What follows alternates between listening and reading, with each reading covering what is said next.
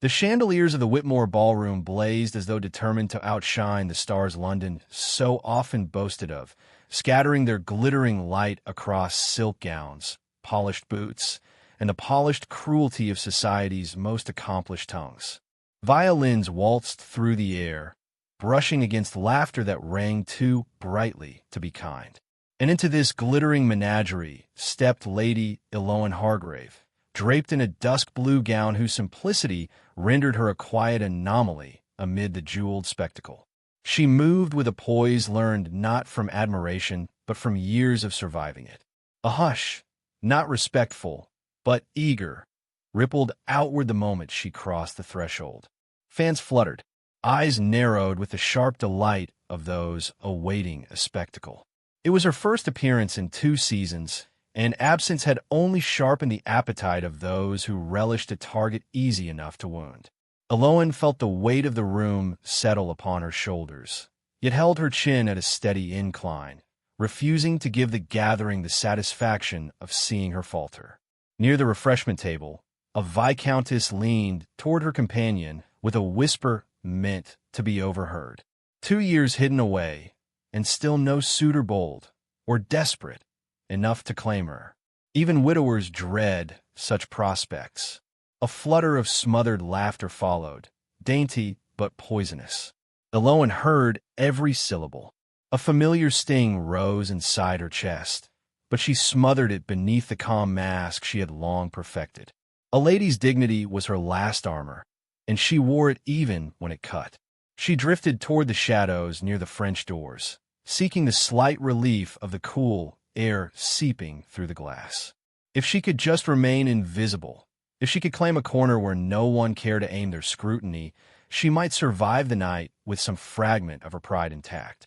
Her fingers tightened around her fan, more for steadiness than to maintain the rhythm expected of a proper lady. But invisibility was a fragile dream in a place designed for spectacle. Lord Brantwell, a young nobleman known more for his cowardice than his charm, approached her with a smirk that revealed his intentions before he uttered a word. His companions lingered several paces behind him, snickering like schoolboys awaiting the punchline of an unkind jest. "My lady," he said with exaggerated gallantry, bowing low enough to mock the gesture rather than honor it. "Might I have the pleasure of the next dance?"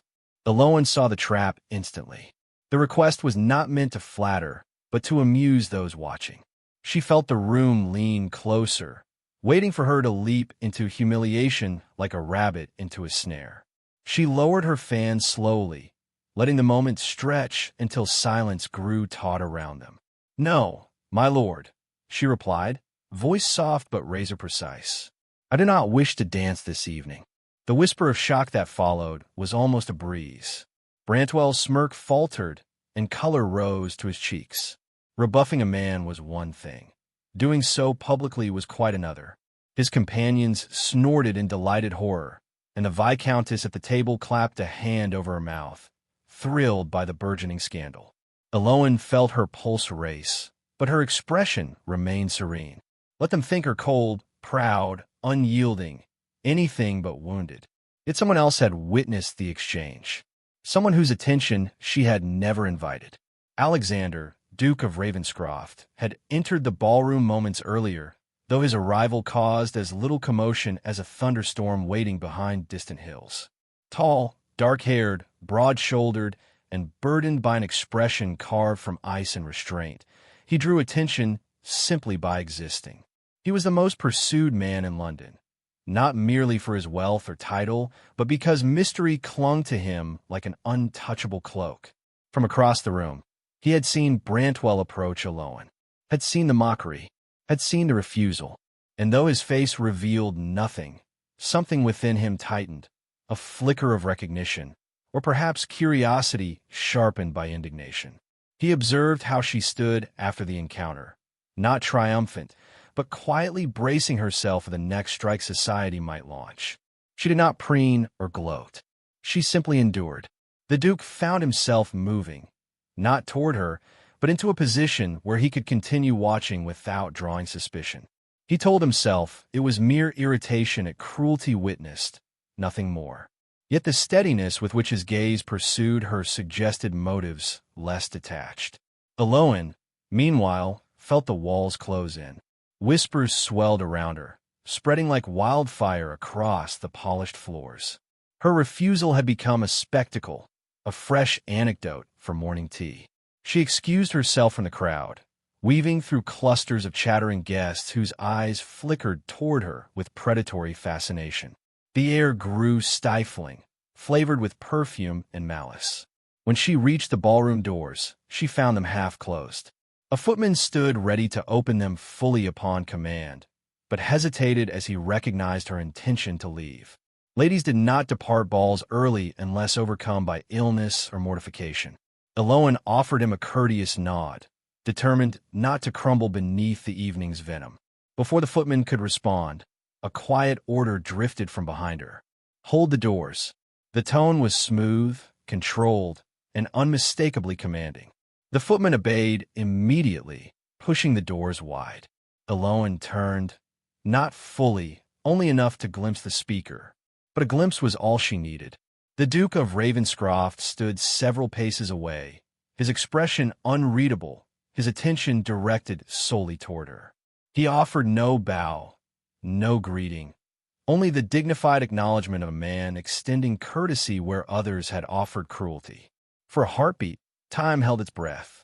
Eloan lowered her gaze first, for to meet his eyes was to invite speculation she could not afford.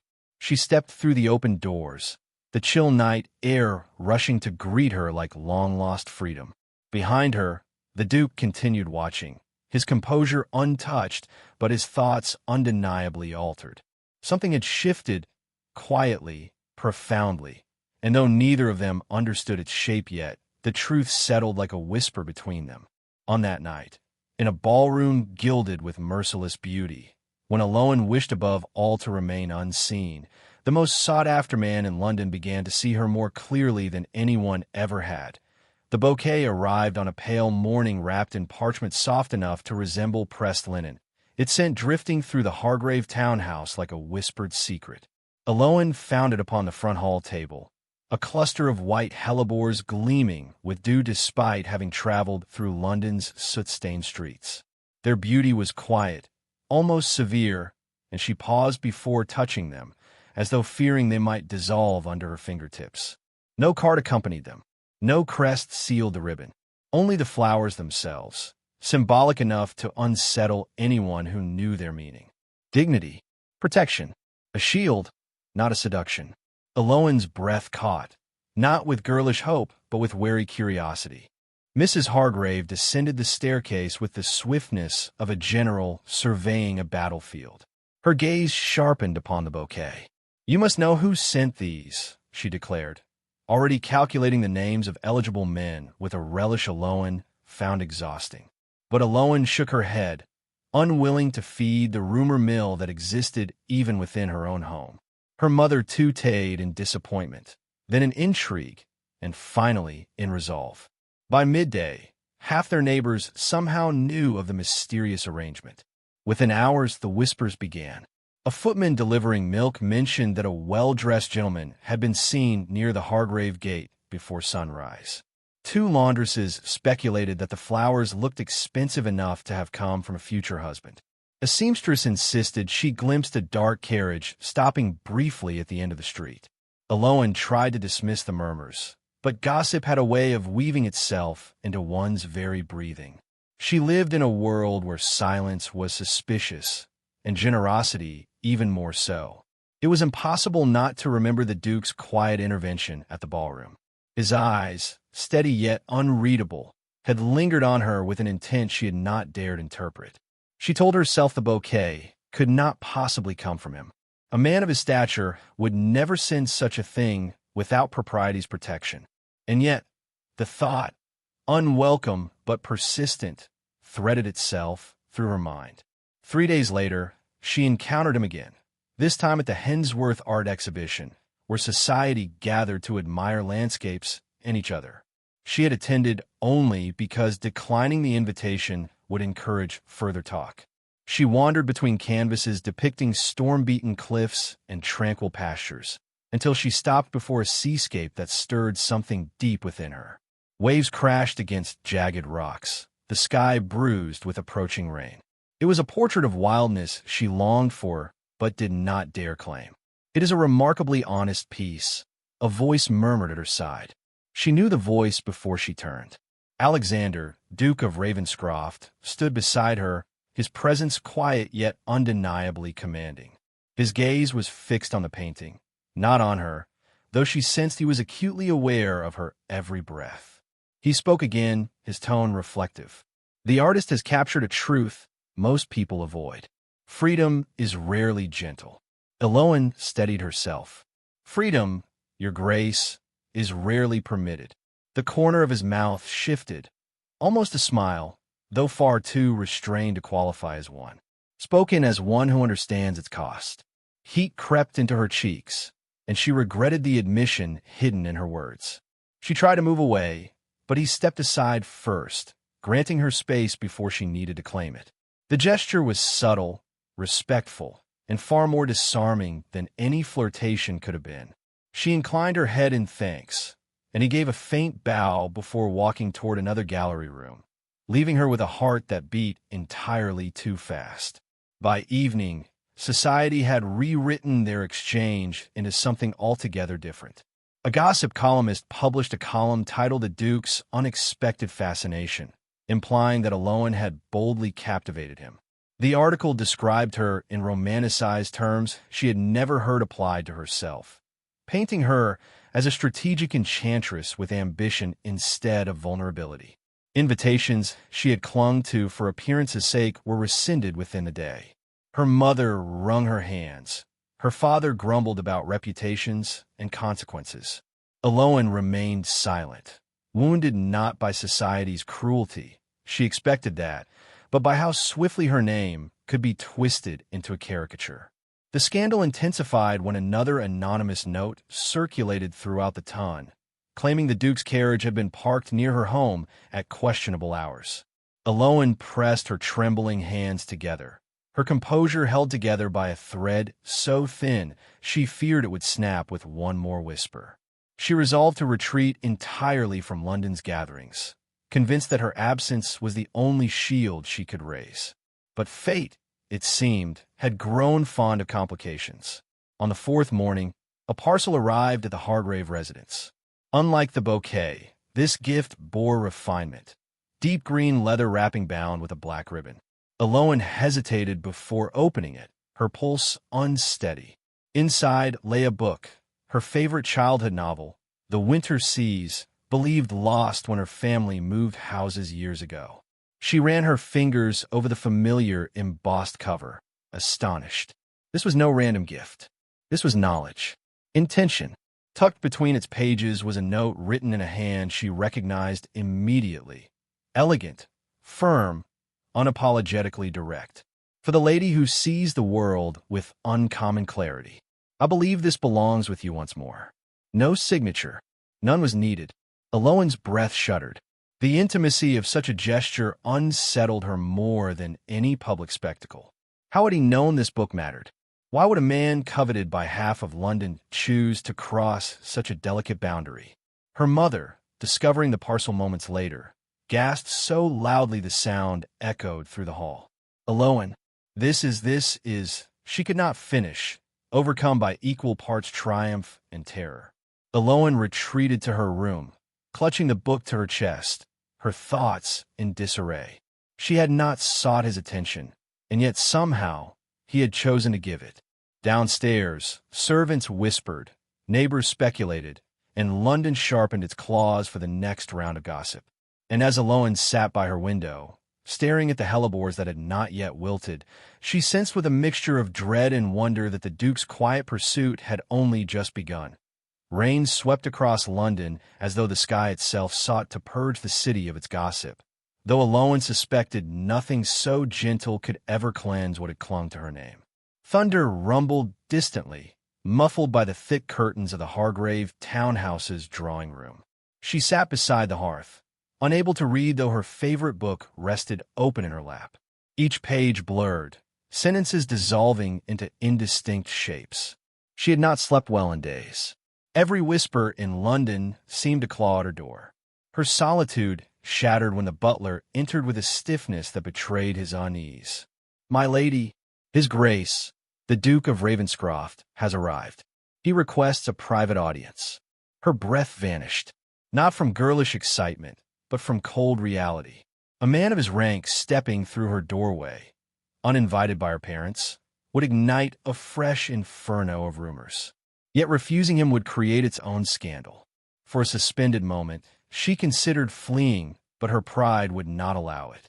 "Show him to the west study," she said, rising with a steadiness she did not feel. It was the smallest, least conspicuous room, mercifully shielded from the windows overlooking the street. When she entered the study, the Duke stood with his back to her, examining the shelves with thoughtful interest. He turned at once, bowing with a depth that might have seemed excessive if not for the sincerity in his gaze. The sight of him, tall, impeccably composed, rain glistening on his coat, stirred a storm inside her chest. "Your Grace," she said, keeping her tone cool, "your presence here is unexpected." "And necessary," he replied softly. "I owe you both explanation and apology." Eloan folded her hands to mask their tremor. She gestured for him to sit, but he remained standing as though unwilling to claim comfort while she was unsettled. She admired the courtesy, even as she resented the situation thrust upon her. "London believes," she began carefully, "that you have taken an interest in me. Whether romantic or improper, they have yet to decide." A flash of emotion crossed his face, anger, swift and controlled. "London believes many falsehoods, but in this instance, they have seized upon a truth they scarcely understand." Her heart stumbled. She had not been prepared for directness. He continued, stepping closer. "I sent the flowers and the book, not out of vanity or amusement, but because I observed the treatment you suffered. You carried yourself with a dignity I have seldom witnessed, and I could not remain idle." The warmth of the fire pressed against her back, but she felt chilled. "Your kindness has cost me dearly. My invitations have dwindled. My name is a game for society's amusement. My mother fears I will be ruined." His brow furrowed. "That was never my intention." "Intentions," she said, "do not protect a woman. Only distance can." Her words hung between them like a fragile bridge. He looked at her, truly looked, as though seeing more than she had meant to reveal. Slowly, he removed his gloves, placing them on the table with exacting care. "I came today," he said, "not to complicate your life further, but because I could not remain silent while lies spread unchecked. I wish to spare you." Eloan lifted her chin. "Then spare me now, your Grace. Allow the gossip to fade. Withdraw whatever attention you did not mean to give. I will endure the rest." The Duke flinched, not visibly, but in some deep, almost imperceptible way. When he spoke, his voice carried a quiet intensity. "You believe my interest accidental, is it not?"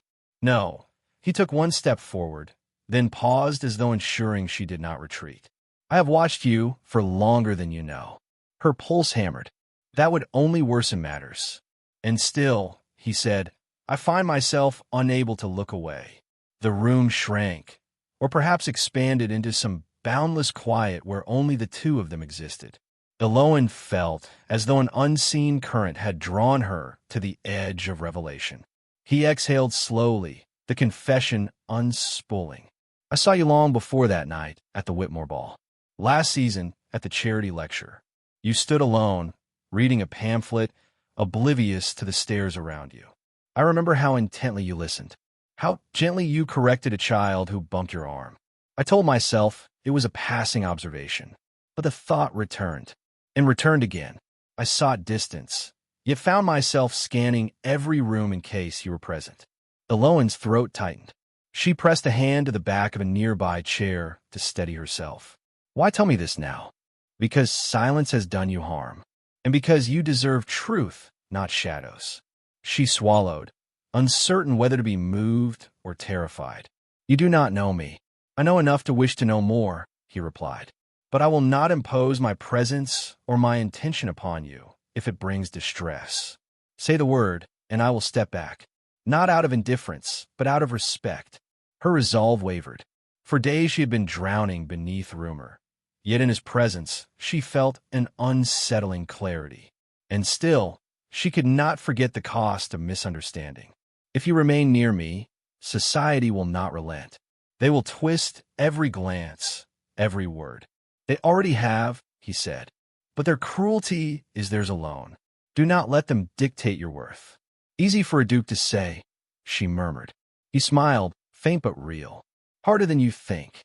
Silence settled, deep and trembling. She sensed he awaited her verdict, not as a commander expecting obedience, but as a man unsure whether hope was permissible. Your Grace, she whispered, if I ask you to step back, will you vanish entirely? His answer came without hesitation. Not entirely. I do not vanish well, but I will give you space. I will let the gossip cool. And when, if you wish to speak again, I will come. Her breath softened. Something inside her cracked open, releasing a warmth she had denied for too long. Yet she could not ignore the dangers. Before she could respond, a knock struck the door. Her mother's voice, strained and anxious, filtered through the wood. Eloan, you are needed at once. There has been news. The Duke tensed, instincts sharpening. Eloan stepped toward the door, dread unraveling in her chest. Her mother spoke again, voice trembling. It concerns your reputation. Another rumor has spread, one involving the Duke himself. Eloan turned back to Alexander, fear and something fiercely protective igniting all at once. The storm outside intensified, rattling the window panes. Whatever had begun between them was no longer private, and the consequences were coming for them both. The hour had slipped into that breathless space between dusk and full night, when the estate glowed with lantern-lit warmth and the gardens lay in indigo shadow, hushed as if listening for whatever truth might shatter the calm. Eleanor stepped through the French doors onto the terrace, her pulse unsteady but purposeful, her earlier humiliation still thrumming beneath her ribs. The Duke had asked her to meet him here, quietly, privately, and though every instinct in her urged caution, some deeper thread pulled her toward him with a gravity she could no longer dismiss. The air smelled faintly of roses and damp stone, a scented reminder of a world that had not yet learned to make room for a woman who refused to shrink. She saw him before he spoke, standing near the balustrade, the light catching in his hair and along the curve of his jaw. Adrian looked less like the exacting nobleman society revered and more like a man stripped to his essential form, uncertain yet determined, his posture carrying both apology and unrest. He turned when he sensed her approach, and for a fleeting second, something like relief crossed his expression. That alone unsettled her more than any carefully crafted speech might have. It suggested he had been waiting not out of duty, but desire, an idea she scarcely dared trust. "Thank you for coming," he said, his voice low but steady. "I feared you might refuse, and I would not have blamed you." "I nearly did," she answered, lifting her chin. "But curiosity can be a stubborn companion." "And courage," he added quietly, "though I know I've done little to earn either from you." The wind tugged at her gown, as though urging her forward, but she stayed where she was, refusing to be drawn too easily into his orbit. "You've asked for honesty," she said, "so I'll begin with mine. I don't know what to expect from you anymore. And that uncertainty frightens me more than public mockery ever could." He exhaled slowly, as if bracing himself. "Then let me remove the uncertainty, one truth at a time." He stepped closer, not enough to corner her, but enough that she could see the tension in his throat, the restraint in every measured movement. "I did not intervene earlier because I feared your embarrassment. I intervened because I could not stand to hear a single more false word spoken about you. Every insult felt like a blade I was helpless to deflect." Eleanor's breath hitched, not from sentiment, but from the startling sincerity threading through his tone. "You seem perfectly capable of deflecting them," she replied, trying to steady the shaking beneath her ribs. "And yet you still allowed them to linger. People will remember those whispers." "They will," he agreed. "But they will also remember what I say and do next." Her heart thudded hard against her sternum. And what do you intend to say? That I was wrong to remain silent for even a moment. Wrong to believe that distance would protect us both. Wrong to think I could bury what I... His words faltered as though caught on a precipice. Eleanor, I have been a coward in every way that matters. She looked at him sharply. You? A coward? That is not a word I would ever have placed upon you. It is the only one that fits. Because I have felt something for weeks, no, longer, and instead of facing it, I hid behind propriety, behind expectation, behind the illusion of control. He ran a hand through his hair, visibly wrestling with the admission. I thought if I stepped back, the feeling would fade. But it only grew sharper, especially when I saw how cruelly the world treated you simply for existing outside its brittle mold.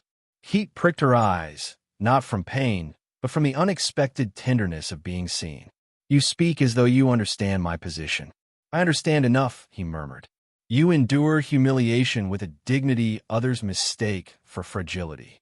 But you are not fragile. You are the strongest person I know, and perhaps it is precisely what terrifies them, and what has undone me. Her breath stilled. Undone you? He nodded.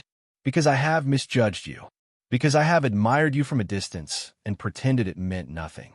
Because every time you walk into a room, I feel something settle and something else unravel. His voice softened, almost breaking open. You challenge the very foundation of how I have lived. The world seemed to tilt.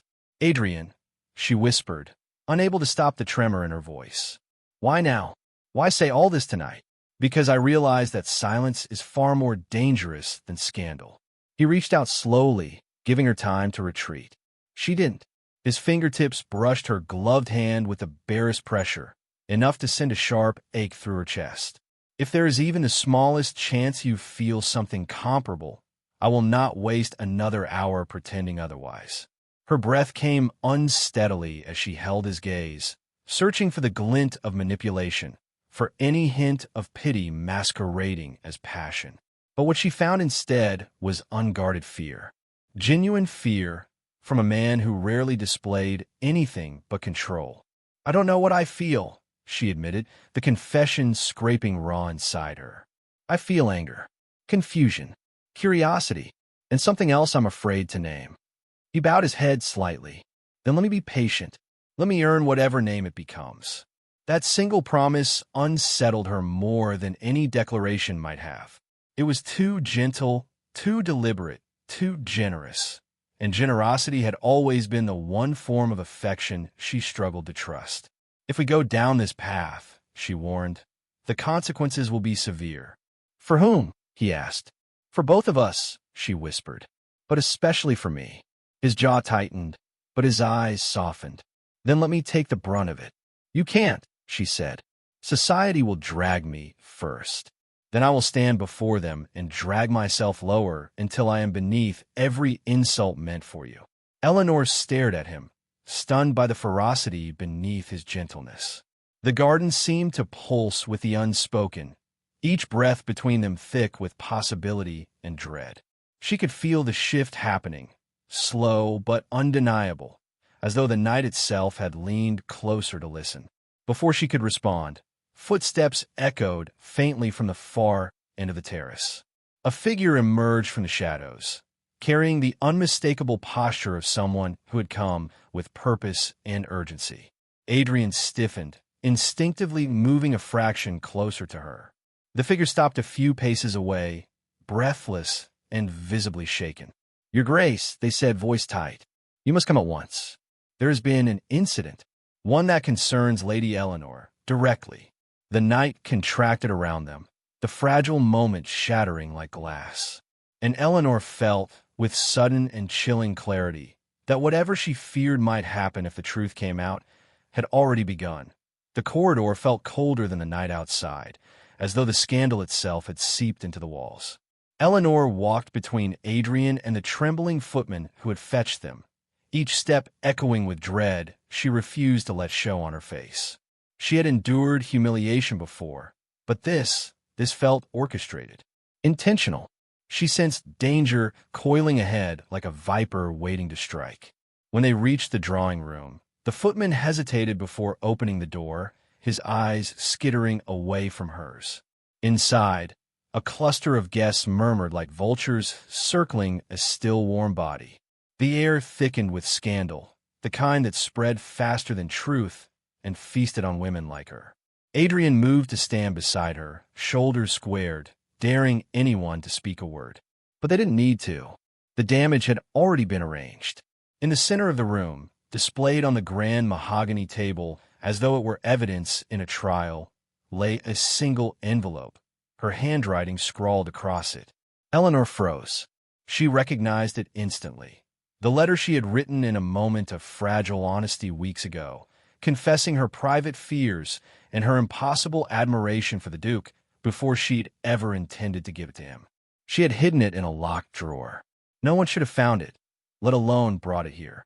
Whispers sharpened like needles. She pursued him. A woman breathed, threw herself at him. Another muttered.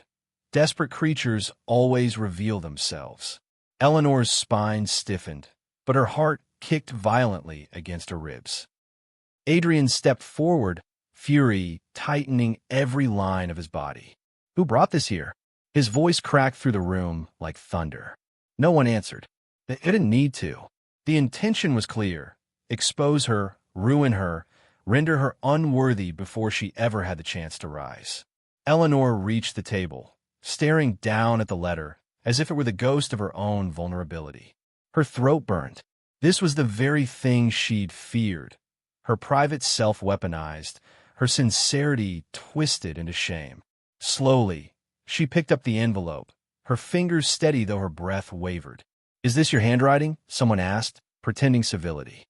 Eleanor turned toward the voice. A marquis's wife known for cruelty wrapped in silk. It is, Eleanor replied, her voice clear. Gasps rippled through the crowd, eager for her collapse. Instead, she stood taller, though her heart felt as though it were cracking open. Adrian moved to her side, jaw clenched in a dangerous line. Lady Eleanor's private words, stolen and displayed without consent, speak nothing of impropriety. They speak of a violation. He scanned the crowd, daring anyone to challenge him.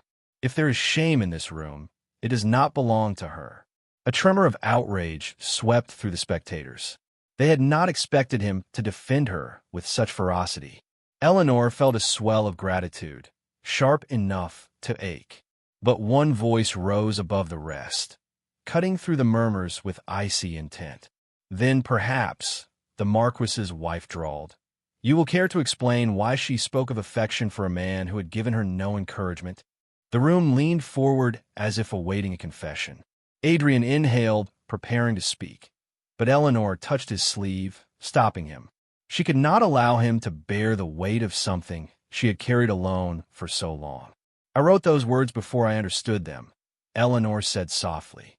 Before I knew the difference between admiration and longing. Before I ever imagined the Duke might see me as anything other than a woman society mocked. She paused, letting the truth settle. But I stand by them. Not because I sought his attention, but because I refused to apologize for having a heart. The silence that followed felt electric, trembling at its edges. Adrian stared at her, a flickering in his eyes. Eleanor, he whispered, but she shook her head gently. I will not let them twist this into a spectacle, she continued, facing the crowd. Yes, I wrote this letter. Yes, it speaks of fear, of admiration, of a desire to be seen. But none of those things are shameful. What is shameful is the effort to drag a woman down simply because she chose honesty over bitterness. The Marquis's wife bristled. You speak boldly for someone whose future now hangs by a thread. Then let it hang, Eleanor said. I have lived too long tethered by other people's fears. A murmur swept through the room. Surprise, disapproval, reluctant admiration. Adrian stepped beside her again, but this time his hand brushed hers deliberately, anchoring them together. If any blame is to be cast, he said, voice unwavering, cast it upon me, because I should have declared my intentions sooner. Gasps erupted like sparks. Eleanor turned to him sharply. Adrian. No, he said firmly. They need to hear it. He lifted her hand. his voice resonating with conviction. I care for her. I have cared for her longer than I dared admit. And if this letter is the spark they hoped would ruin her, let it instead illuminate the truth. I intend to court her openly. The room exploded into chatter, shock, fury, fascination. Eleanor felt the world lurch beneath her feet, but Adrian's hand held hers steady. For the first time, she did not look away from the storm. She faced it, because she was no longer facing it alone. Yet even as the scandal roared around them, a single piercing thought struck her, chilling and unmistakable. If someone had gone to such lengths to destroy her tonight, they would not stop now.